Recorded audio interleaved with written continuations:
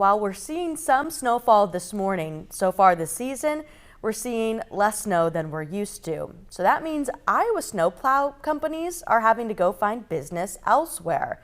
WHO 13's Tidor Mitov has more on the Iowans who are helping Houston right now. Good morning, Tidora. Kaylin, good morning. 40 plows from different Iowa companies are down in Houston right now helping clear the snow. These trucks right here are from Colby's Lawn and Landscape out in Clive. Probably their first time seeing the beach, but this is their third week in a row that their crews are traveling to help Southerners with these unprecedented snowstorms that you're seeing here right now on your screen. The executive director tells us this isn't their first year traveling, but this year they've traveled more than they're used to, and that's because of the lack of snow here in Iowa. But their profit margins are higher when traveling because food, fuel, and lodging is covered for them. And another perk is helping cities with zero salt trucks and zero plows. As we were driving through town, pulling in there yesterday, people are taking pictures.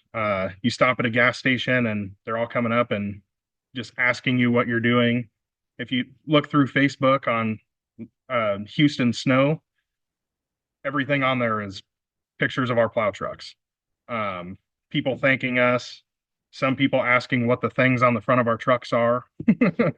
It just means a lot more to them than it does to people here, so it's kind of cool to experience that.